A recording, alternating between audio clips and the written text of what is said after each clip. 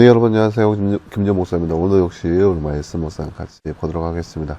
오늘 말씀은 사무엘하 7장 8절에서 17절 말씀.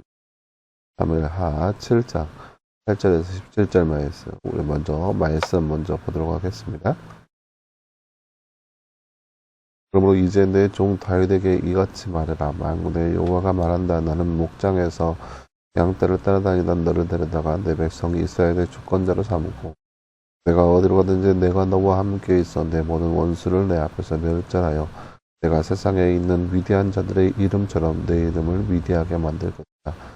내가 내 백성 이스라엘을 위하여 한 곳을 정하여 그들을 심을 것이니 그들이 그곳에서 살며 더 이상 요동하지 않을 것이요 다시는 전과 같이 악한 자들이 그들을 괴롭히지 않을 것이니 내가 백성 이스라엘 위에 사사들을 임명하는 날과는 다르게 하고 내가 내 모든 원수들로부터 너를 안식하게 할 것이며 내가 또 여호와가 내게 선포하니 여호와가 너를 위하여 집을 세울 것이다. 내 날들이 다 차서 내 조상들과 함께 누울 때 내가 내 몸에서 나올 내 후손을 내 뒤에 세우고 내 왕국을 견고하게 할 것이다. 그가 내 이름을 위하여 집을 건축할 것이요 나는 그의 왕국의 보좌를 영원히 견고하게 할 것이며 나는 그의 아버지가 되고 그는 내 아들이 될 것이니 그가 만일 죄를 지으면 내가 사람들의 막대기와 인생의 채찍으로 훈계할 것이나 내가 내 앞에서 패한 사울의 경우와는 달리 내 인애가 그에게서 떠나지 않을 것이며 내 집과 내 왕국이 내 앞에서 영원히 보존되고 내 보좌가 영원히 견고할 것이다. 나단이 이 모든 말씀과 이 모든 계시대로 다윗에게 말했다. 아멘. 네, 사랑하는 여러분, 오늘 말씀은 다윗이 여호와의 전을 건축하고자 하는 마음을 비췄을 때 나타났던 하나님의 대답, 하나님의 응답의 말씀이 나타나 있는 그런 말씀이라 할 수 있겠습니다. 다음 이제 잠깐 볼까요? 다윗을 이스라엘의 주권자로 세운 분은 누구신가요? 오늘 말씀 8절 말씀을 보면 나는 목장에서 양떼를 따라다니던 너를 데려다가 내 백성 이스라엘의 주권자로 삼고 라고 나와 있습니다. 그 말이 뭐예요? 여호와께서 말씀하시는 거죠. 하나님께서 다윗을 이스라엘의 주권자로 세워주셨습니다. 하나님은 다윗에게 하나님께서 거하실 집을 누가 건축할 것이라고 말씀하네요.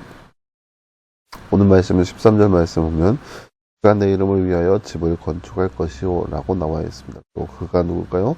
내 후손입니다. 내 후손이 내 뒤에 세우고 그의 왕국을 건교하게 할 것이다 라고 나와서 내 후손입니다. 네, 사랑하는 여러분, 오늘 말씀은 하나님의 언약의 말씀이 나타나 있는 그러한 말씀이라 할 수 있겠습니다.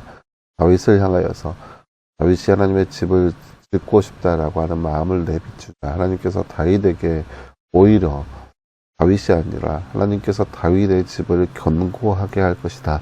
영원한 집을 세울 것이다.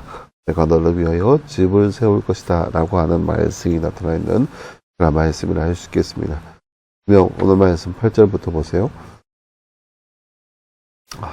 다윗이 하나님 앞에 하나님의 은혜에 감목하여서 뭐를 할 수 있는 것이 아니라 하나님께서 다윗을 그 목장에서 양떼를 따라다니던 그 다윗을 데다가 백성의 이스라엘의 주권자로 세워주셨습니다. 하나님의 은혜인 거죠. 다윗이 뛰어나서 왕이 된 것이 아니라 하나님께서 그 양떼를 지키던 그 조그마한 소년 다윗을 세워다가 왕으로 세워주셨습니다. 그리고 어디 가든지 그와 함께 있어서 모든 그 적들을 멸절하였고 위대한 그 다윗의 이름을 위대하게 하였어요. 다윗이 위대한 것이 아니라 하나님께서 위대하셔서 다윗을 위대하게 만들어 주셨다는 거죠. 이것이 바로 하나님께서 다윗에게 베풀어 주신 은혜입니다. 다윗이 뭔가를 하나님 앞에 베풀기 위해서 뭔가 하나님의 은혜에 대해서 내가 뭔가를 할 수 있기 때문에 그런 것이 아니라 하나님께서 모든 것들을 베풀어 주셨습니다. 그러니까 달리 표현하자면 다윗이 지난 말씀에 왕궁에 편안하게 지냈을 때 다윗이 하나님의 집을 전설하고 싶은 마음을 썼던 것은 다윗이 하나님의 집을 건축할 수 있는 뭔가의 계기, 뭔가의 그런 조건, 뭔가의 자격들, 뭔가의 그런 부유함이 있기 때문에 다윗이 하나님의 집을 짓는다. 그런 모습이 아니라 하나님께서 다윗에게 이 모든 것들을 허락해 주셨다는 거예요. 다윗이 할 수 있는 것부터 해서 하나님께서 허락하신 것이라는 것은 그런 의미인 것이죠. 하나님께서는 그런 내용을 다윗에게 전달하여 주고 있습니다. 그러면서 여호와의 집을 오히려 하나님께서 다윗의 집을 세워주실 것이다 라고 하는 약속의 말씀을 들려주고 있습니다. 그리고 그 뒤로부터 이제 후손 대대로 하나님께서 다윗의 후손 대대로 그들을 지킬 것이다 라고 하는 약속의 말씀들이 쭉 나열되어 있습니다. 그 말씀은 자세히 살펴보면요. 12절 말씀부터 잘 살펴보면요. 약간의 중의적인 의미가 담겨져 있습니다. 내 날들이 차서 내 조상들과 함께 누울 때 내 몸에서 나올 후손을 내 뒤에 세우고 그의 왕국을 견고하게 할 것이다 라고 나와 있죠. 그러니까 다윗이 죽고 나면 다윗의 후손을 세워서 그가 그의 나라를 견고하게 할 것이다 라고 나와 있어요. 이것이 누구를 가리키는 것이냐, 문자적으로 보면 이제 후손들, 이제 솔로몬을 비롯해서 여러 왕이 앉은 자들을 나타내는 것이겠죠. 그렇지만 중의적인 의미로 보면 내 후손, 그러니까 다윗의 후손 하면 누구겠어요? 예수 그리스도입니다. 다윗의 계보에 있는 영원한 왕 예수 그리스도를 나타내는 이야기이기도 합니다. 예수님을 세워서 그의 왕국을 견고하게 할 것이고 그가 내 이름을 위해서 건축할 것이다. 물론 문자적으로 솔로몬이 다윗을 대신하여서 집을 짓지만 예수님께서 이 땅에 오셔서 하나님의 영원한 왕국을 건설할 것이고 나는 그의 왕국의 보좌 위를 영원히 견고하게 할 것이다. 그러니까 솔로몬의 다윗의 계보에 있는 모든 왕국 모든들을 영원히 견고하게 할 것이다 라고 하는 것이지만 예수님의 그 왕권을 영원하게 견고하게 할 것이다 이라고 볼 수 있는 거죠. 왜 이 중의적인 의미를 더 두자면 다윗 왕조는 어찌됐든 간에 실패하고 맙니다. 마지막 가서는 실패하게 돼요. 남유다가 멸망할 때 다윗의 왕국도 멸망하게 됩니다. 그러니까 영원히 견고하다라는 말은 이 유다의 멸망에서부터 끝나고 마는 거죠. 하지만 예수님의 왕권은 영원히 견고한 것이죠. 그리고 보세요. 14절 말씀에 나는 그의 아버지가 되고 그런 내 아들이 될 것이다 라고 얘기하고 있습니다. 마찬가지로 솔로몬에게 해당되는 것이도 있고 다윗의 후손인 예수 그리스도를 통하여서 나는 그의 아버지가 되고 그는 나의 아들이 될 것이다 라고 얘기하는 거죠. 근데 그 뒤에 말씀에 보면 그가 만일 죄를 지으면 내가 사람들의 막대기와 인생의 채찍으로 훈계할 것이다 라고 나와 있습니다.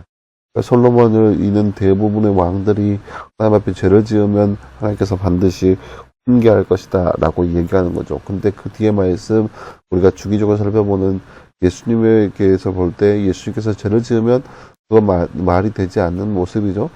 무슨 말이냐? 그러니까 예수님 시대의 백성들을 향해서 얘기하는 거죠.